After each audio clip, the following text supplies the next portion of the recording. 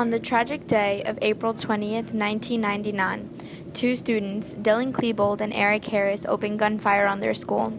Columbine High School in Columbine, Colorado, suffered the loss of 12 students and one teacher.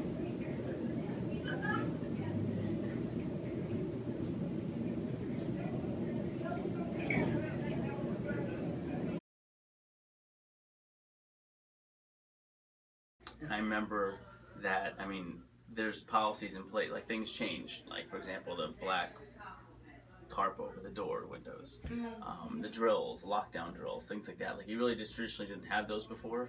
That has definitely changed.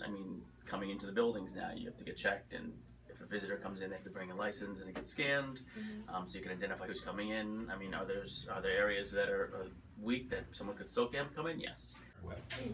What other changes do you think were made to security after Columbine and Newtown? Like I said, the cameras, I think even this year we took measures. We had really looked at our security system and how safe our school is, and we're really trying to restrict the entrances and exits at a school. You could have up to, in any school, anywhere from 30 to 60 doors. That's a lot of doors, and kids go in and out of these doors. So we're trying to make it so that intruders cannot come into our building. Increased communication, zero tolerance policies, increased awareness, student privileges being limited, emergency crisis plans, bullying and violence prevention programs, more mental health counseling, and cell phones being allowed on campuses are all ways in which schools have changed since these shootings.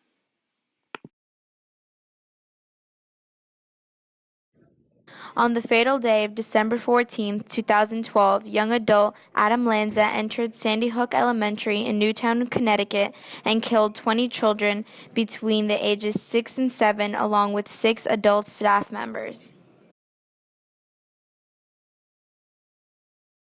So how do you feel the students have changed after being exposed to news of school shootings? Well, I think school shootings have changed the world.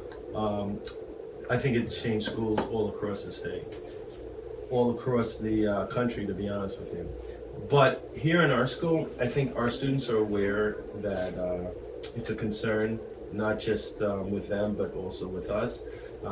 As you know, we closed the middle passage, and that kind of is a response of some of the recent tragic killings in Belgium, for instance, and schools across the nation this year. School shootings has changed schools tremendously, and it has made it where we're more enclosed and less of a campus feel, which really benefited us at one point. To keep everyone just safe.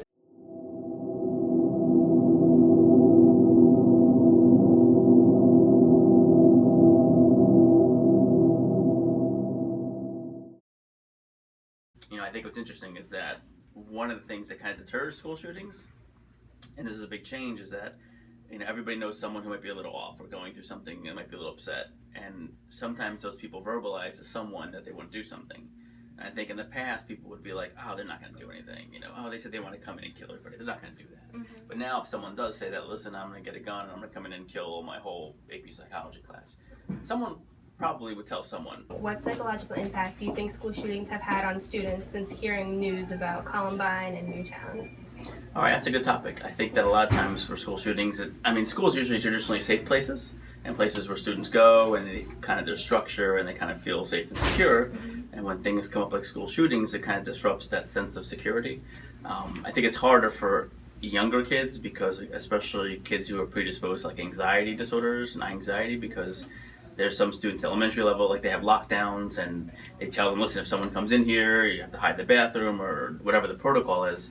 And I think that freaks out a lot of kids because it is kind of, if you think about it, it's kind of scary. Someone's going to come in here with a gun and start shooting people. And you have to practice drills, in order to protect kids. How do you think the faculty has changed since being exposed to school shootings? Since that point, I think the faculty hasn't changed in the sense that we're more paranoid. I just think we're more aware. We take more into consideration how students behave. We look at, if there are any problems or issues that the students may be facing. So I don't think it's so much, we're scared, but we are more aware to the whole idea that, something could possibly happen in the schools and much more prepared.